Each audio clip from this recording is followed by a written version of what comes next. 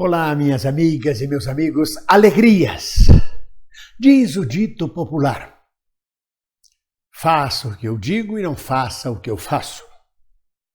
O governo Bolsonaro elegeu-se numa esteira da luta contra a corrupção. Elegeu-se na esteira da Lava Jato. Elegeu-se na esteira do antipetismo, acusado de ser o mais corrupto dos partidos que já existiram no Brasil. Que ironia! Pois é com esta bandeira anticorrupção que estes antigos udenistas revivem o governo atual. Mas façam o que eu digo, mas não façam o que eu faço. Porque podemos enumerar já de imediato, com o inquérito aberto pela Polícia Federal e com o pedido de indiciamento pelo Ministério Público do ministro do Turismo do governo Bolsonaro, aquele do Laranjal, já podemos ver por onde caminha, por que lamaçal, além da estupidez, da ignorância, da incultura, da perseguição desabrida contra todos os valores culturais e humanos, em que lamaçal começa a caminhar este governo. Acusado de malversação de fundos públicos de campanha eleitoral, um dos muitos crimes de que é acusado no inquérito da Polícia Federal e pelo Ministério Público Federal, o ministro permanece no cargo. Não tem nem a hombridade, a dignidade de dizer eu peço licença, afastamento até que isto seja apurado. Diante da opinião pública, diante da nacionalidade. Por outro lado, o presidente Bolsonaro o mantém no cargo. Já deveria ter sido afastado, discretamente afastado, em nome da sua inocência, até que seja provada a sua inocência, estará afastado, para não ser alvo de críticas. Mas não, mantém ele no cargo.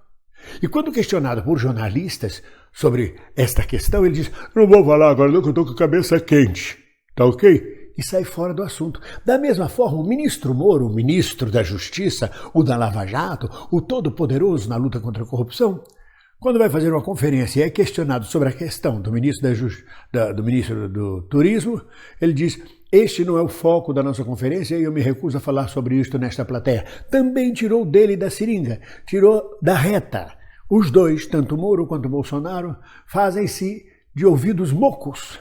Dão uma de João sem braço e vão tentando passar como se não existisse problemas na casa grande, problemas na casa da mãe Joana. A casa da mãe Joana é uma casa grande, é gigantesca. Cabe toda a confusão dentro dela. Cabe toda a fauna abjeta dentro da casa grande. Some-se a isso também o inquérito e os processos que correm contra o ministro do Meio Ambiente, que também basta abrir o Google, não precisa nem abrir os jornais, estão lá as queixas-crimes, as condenações, inclusive, já condenado em primeira instância, e permanece no cargo. Junte-se a isso o Onyx Lorenzoni, que tem diversos processos contra ele, e não são processos de calúnia, de injúria, de atitudes políticas bravas, esbravejantes. Não, são processos por corrupção, por malversação pública, e sei lá que termos que eles usam para essas coisas. E abre-se também o próprio Paulo Guedes, que está cheio de processos anteriores à sua gestão na frente do Ministério da Fazenda. E quando questionado por esses processos, quando questionado sobre estes processos pelo deputado Glauber Braga, retirou-se apressadamente da comissão que o sabatinava. Não quer falar sobre o assunto. Só esses 4 exemplos já são suficientes para mostrar como caminha este governo que veio num lastro de anticorrupção.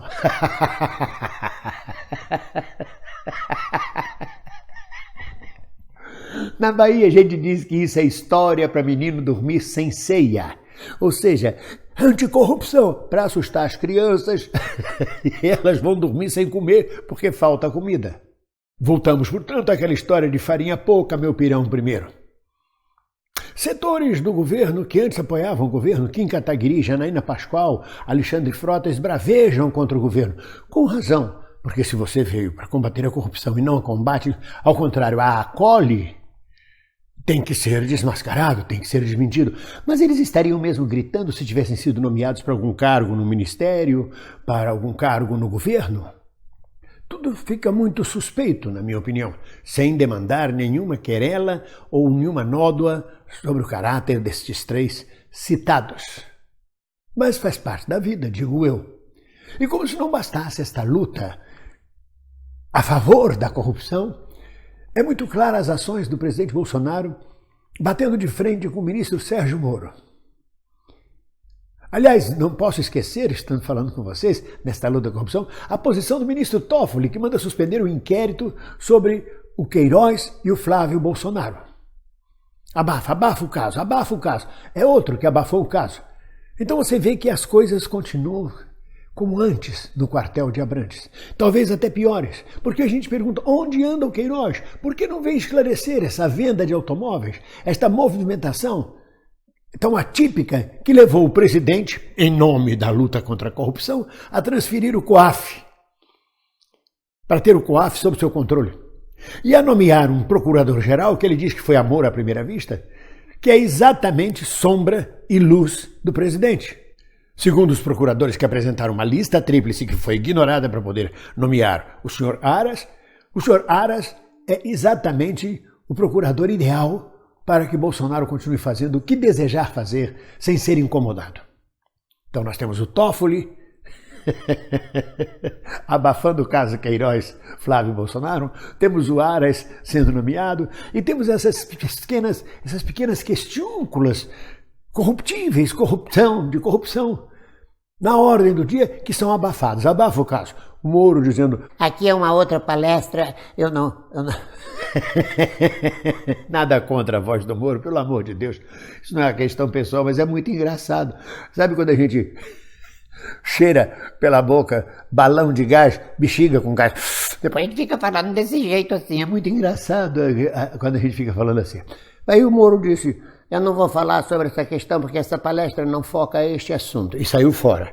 O outro lado, o Bolsonaro disse para o jornalista, não quero falar desse assunto que eu estou com cabeça quente. O presidente tem cabeça quente. Imagina se ele tivesse uma bomba atômica ao alcance da mão, como tem o seu mentor, o Trump. Quando tiver com cabeça quente, eu explodo aquela merda da Bolívia, jogo uma bomba atômica ali em cima da Venezuela. Da Venezuela, tá ok? Deve ser por aí. Então, volta o ditado. Faço o que eu digo, não faço o que eu faço. E um governo que foi eleito na esteira da anticorrupção, criando histórias para menino dormir sem ceia, para que o eleitorado brasileiro, uma grande parte do eleitorado brasileiro, votasse nele e o elegesse, vem aí demonstrando a sua prática diária de abafar, de acolher, de promover, porque se você não reprime, você promove, enquanto desmoraliza, pouco a pouco, a Lava Jato, o que provoca um desgaste entre ele e o ministro Moro. No meio disso, da Lava Jato, tem o seu oposto, que é a Vaza Jato. Obrigado, Glenn Greenwald. Estamos juntos, todos nós, observando os atos deste governo que veio lutar contra a corrupção. Ai, só dói quando eu rio, mas eu rio. Um abraço, um bom final de semana.